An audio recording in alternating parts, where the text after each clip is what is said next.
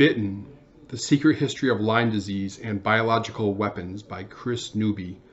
Well, this book came out earlier this year. I did get a chance to read it. It's an interesting read, and it's really had a lot of praise heaped upon it. It's had some criticism, and it even found a place on the floor of Congress. So in this video, I want to take a closer look at some of these topics concerning the book Bitten.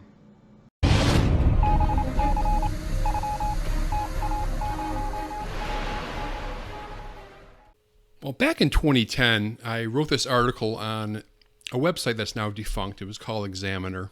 And I've also published it on one of my sister sites, theGlobalDispatch.com. It's called Did Lyme Disease Originate out of Plum Island? And something of a conspiracy theory. Several years later, Jesse Ventura had a show about Plum Island on a TV show he had called Conspiracy Theory. And Plum Island is this BSL-3 facility just off the tip of Long Island, and they did a lot of different animal disease work there. And in the article, I talk about several of the conspiracy theory type topics like Project Paperclip, Dr. Eric Traub, some of the other things that were some people have been saying. I'm not saying I agree or disagree. I'm just saying that I just did put out this article, and it got a lot of attention back then. Perhaps the article that got the most traffic while I was with that website that I ever published, and it just really did really well. And also, this was some years after Lab 257 came out, that book that was very specific about Plum Island. Now, the book we're going to look at today is called Bitten, and I have a lot of interest in that. The Secret History of Lyme Disease and Biological Weapons. It's by an investigative journalist named Kris Newby. She's also a Lyme advocate and former Lyme sufferer. And let me just read something out of her epilogue in the book. And it says, "What this book brings to light is that the U.S. military has conducted thousands of experiments exploring the use of ticks and tick-borne diseases as biological weapons, and in some cases, these agents escaped into the environment. The government needs to declassify the details of these open-air bioweapons tests so we can begin to repair the damage these pathogens are inflicting on humans and animals in the ecosystem. Where did this devil's brew of tick-borne diseases come from?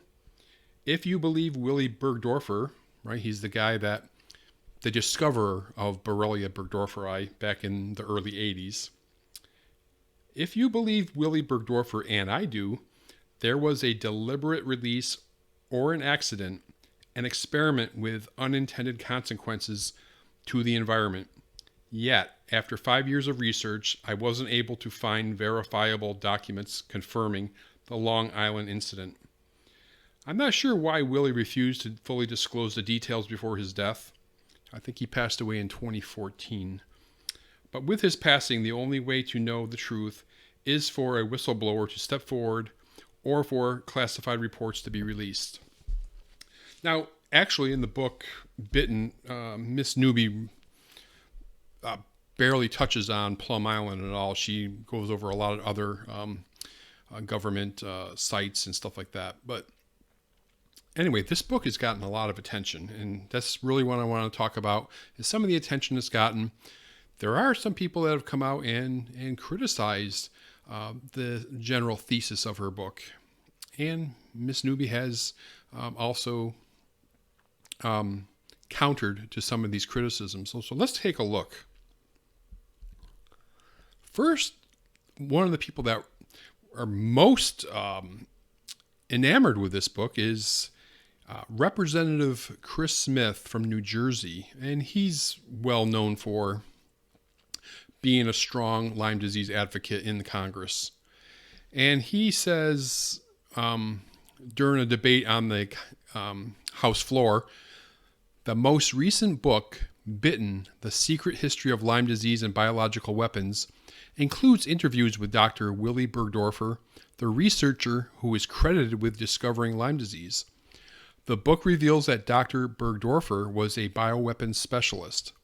Those interviews, combined with access to Dr. Bergdorfer's lab files, suggest that he and other bioweapons specialists stuffed ticks with pathogens to cause severe disability, disease, and even death to potential enemies. So anyway, there was an amendment that Representative Smith introduced to the House, and it did pass, to investigate this even further. And it says, my amendment tasks the DoD Inspector General to ask the hard questions and report back. During the debate on his amendment, Smith said the investigation would explore such questions as, what were the parameters of the program? Who ordered it? Was there ever any accidental release anywhere or at any time of any disease ticks? Were any ticks released by design?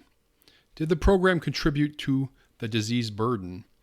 And can any of this information help current-day researchers find a way to mitigate these diseases? So, yeah, so it's going through Congress, and we're going to see where it actually ends up. I'll be keeping a close eye on that. Now, there has been some criticism of Newby's book, and also of Representative Smith. And one such person is Phillip Baker. He's with the American Lyme Disease Foundation. And he says that Representative Smith's claims are unfounded. Quote, I think that Representative Kris Smith is terribly misinformed by the Lyme disease activists and by the false and misleading information, he told Newsweek. He would be well advised to check the facts by consulting the experts on Lyme disease at the National Institutes of Health or the Centers for Disease Control and Prevention for accurate and reliable information before proposing such legislation. And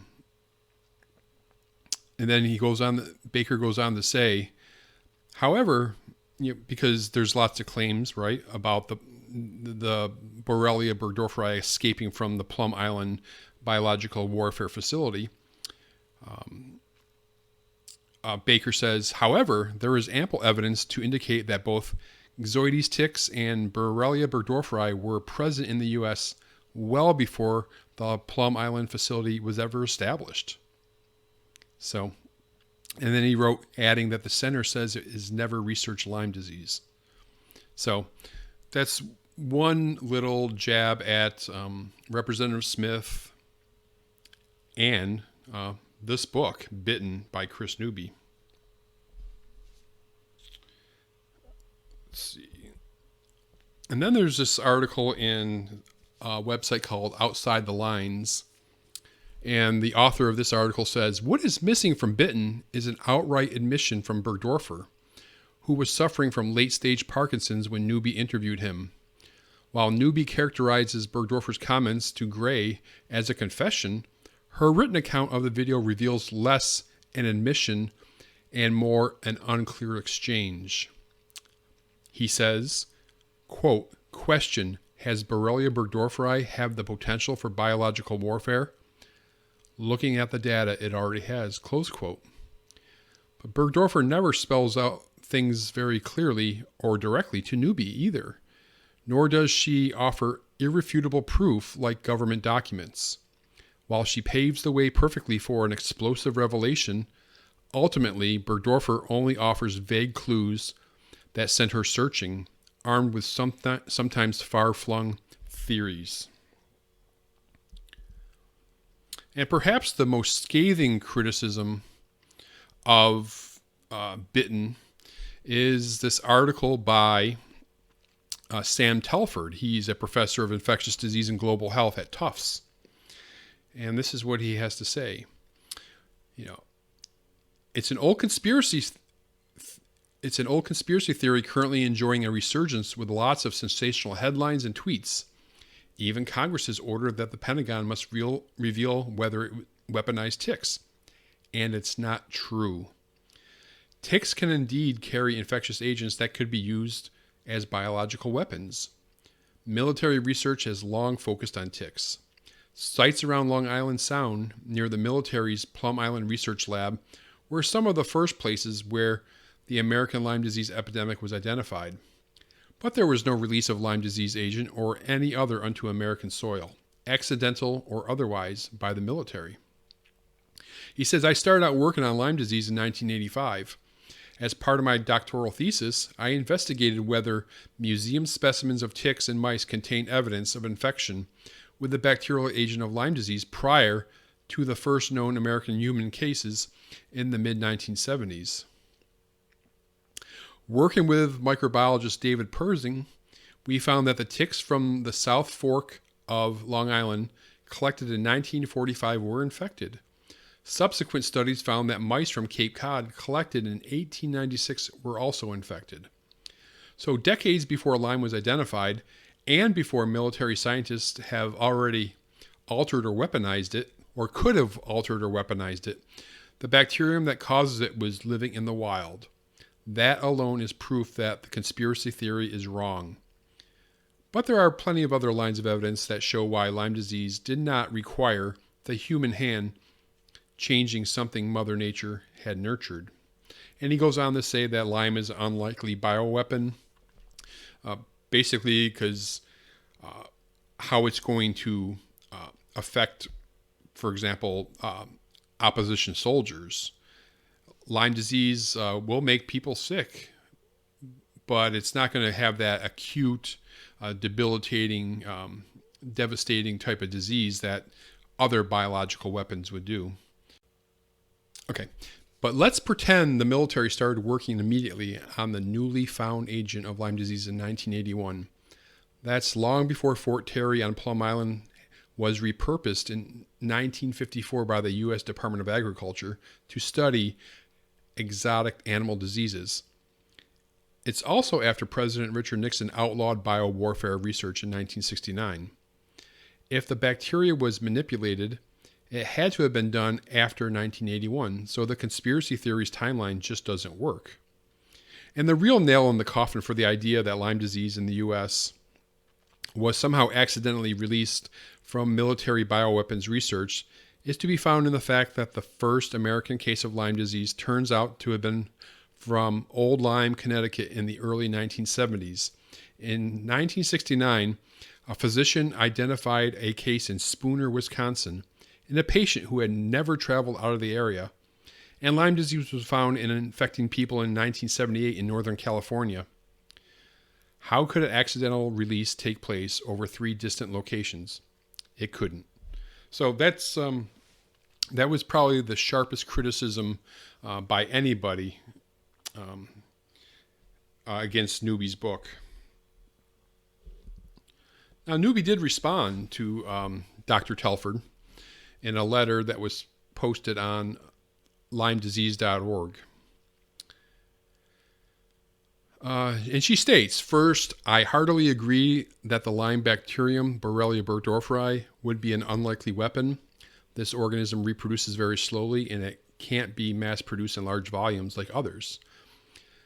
The evidence laid out in Bitten leads us to believe that a different organism, likely a Rickettsia viral hybrid, was made more virulent by military scientists, and that Willie was asked to cover it up.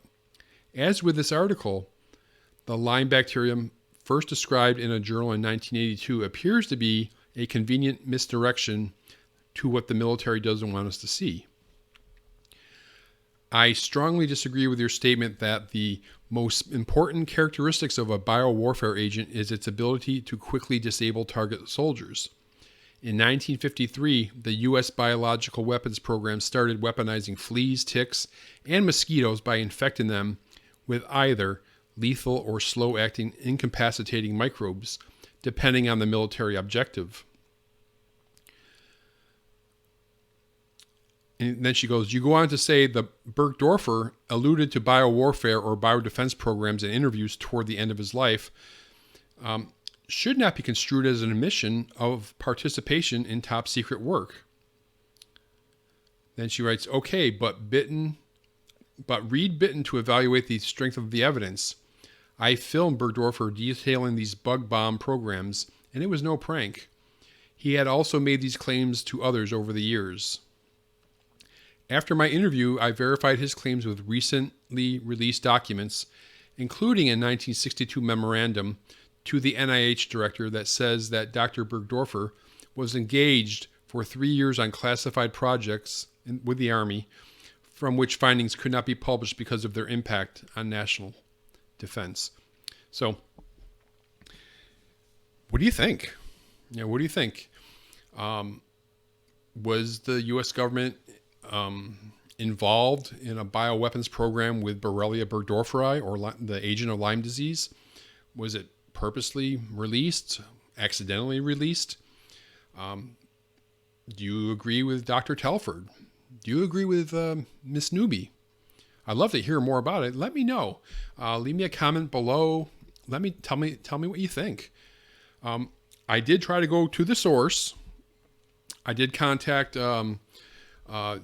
Newby's agent at HarperCollins for an interview, because I do a podcast, and I was turned down. Hello, Robert. Unfortunately, Kris is not available for an interview at this time.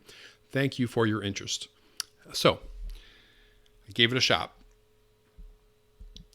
So what do you think? Please let me know, and I hope you enjoyed what I had to share today.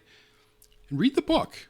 It's an interesting read, and develop your own thoughts and opinions on it. All right, I'll see you next time.